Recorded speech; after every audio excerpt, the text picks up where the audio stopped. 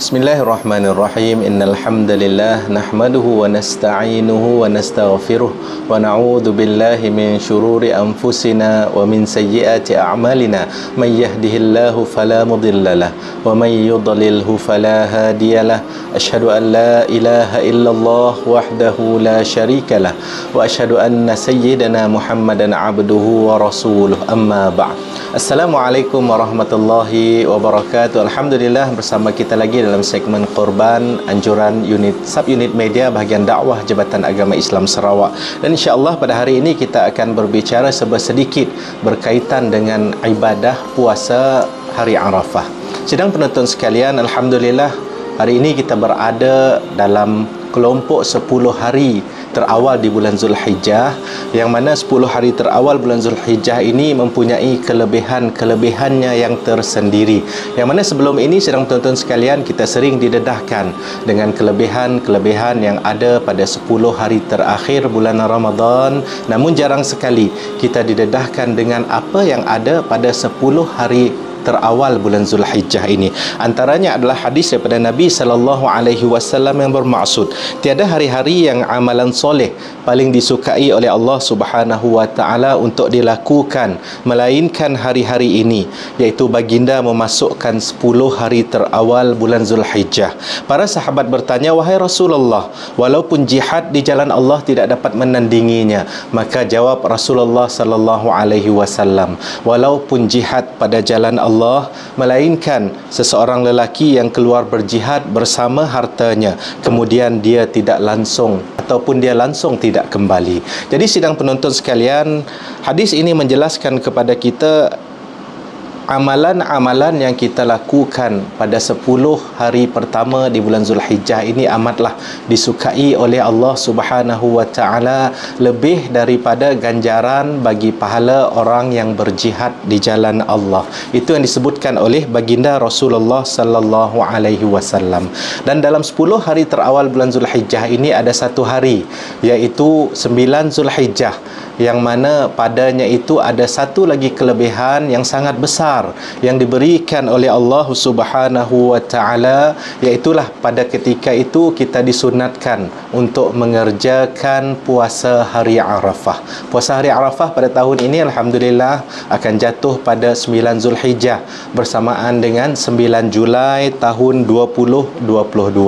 Berkenaan dengan puasa Arafah ini, sidang penonton sekalian, Nabi sallallahu alaihi wasallam bersabda, "Siyamu yaumi Arafah inni ahtasibu 'ala Allahi ayyukaffira as-sanatil lati qablahu wassanatil lati ba'dahu." Maksudnya, puasa hari Arafah aku berharap kepada Allah Subhanahu wa taala supaya dia dapat menghapuskan dosa-dosa setahun sebelumnya dan juga dosa-dosa setahun selepasnya. Jadi sidang tonton sekalian, kita lihat betapa besarnya ganjaran yang diberikan oleh Allah Subhanahu wa taala bagi orang-orang yang mengerjakan puasa hari Arafah ini.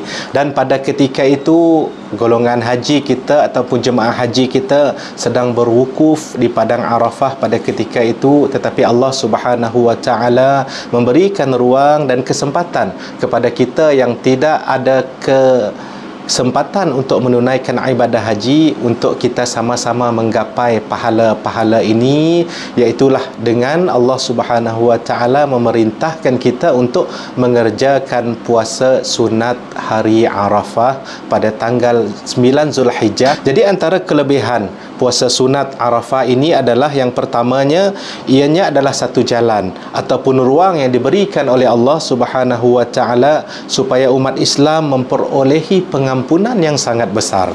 Seperti mana hadis yang saya sebutkan tadi, bahawa pengampunan daripada dosa itu adalah dosa setahun sebelumnya dan juga dosa setahun selepasnya. Jadi kita lihat betapa besarnya ganjaran untuk kita mengerjakan puasa pada hari Arafah ini. Jadi tuan-tuan, puan-puan, sidang penonton sekalian, insya-Allah pada tahun ini kita tanamkan azam, kita berdoa kepada Allah Subhanahu wa taala supaya kita diberi ruang, diberi kesempatan, diberi kekuatan, diberi tekad untuk kita sama-sama mengerjakan puasa sunat hari Arafah pada tanggal 9 Zulhijjah bersamaan dengan 9 Julai 2022, iaitu pada hari Sabtu ini insya-Allah. Kita ajak sekali ahli keluarga kita, insya-Allah ajak sekali adik-beradik kita, ibu bapa kita dan sanak saudara kita untuk kita sama-sama menggapai kelebihan daripada puasa Arafah ini, iaitu diampunkan dosa kita selama 365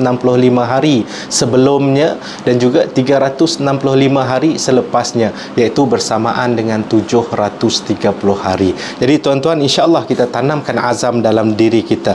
Yang seterusnya, kelebihan lain puasa hari Arafah ini adalah peluang bagi mereka yang tidak berkesempatan melakukan ibadah haji supaya mereka merebut fadilat yang dijanjikan pada hari Arafah. Dan yang ketiga, hari 9 Zulhijjah termasuk dalam 10 hari terawal bulan Zulhijjah. Jadi sepanjang tempoh ini segala amalan kebaikan yang dikerjakan akan diberi ganjaran yang lebih besar berbanding apabila dilakukan pada bulan-bulan yang lain. Dan jangan lupa sidang penonton sekalian, pada hari Arafah ini kita banyakkan berdoa kepada Allah Subhanahu wa taala, kerana seperti mana kita tahu doa bagi orang yang berpuasa itu mustajab di sisi Allah Subhanahu wa taala, dan doa pada hari Arafah ini adalah sebaik-baik doa sebagaimana hadis yang diriwayatkan oleh Imam Malik.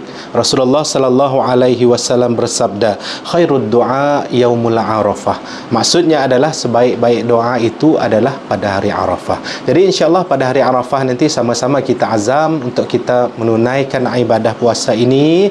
Ajak ahli keluarga kita, ajak semua rakan-rakan kita, insya-Allah sama-sama kita imarahkan hari Arafah ini dengan mengerjakan puasa pada hari Arafah, dan pada masa yang sama kita memperbanyakkan berdoa kepada Allah Subhanahu wa taala, memperbanyakkan zikir, memperbanyakkan tasbih, memperbanyakkan tahmid kepada Allah Subhanahu wa taala. Mudah-mudahan dengan keizinannya jua, maka insya-Allah dosa kita pada 365 hari yang lalu dan juga 365 hari yang akan datang diampunkan oleh Allah Subhanahu wa taala. Amin ya rabbal alamin. Jadi sekian saja untuk hari ini sidang penonton sekalian, sehingga kita berjumpa lagi. Assalamualaikum warahmatullahi wabarakatuh.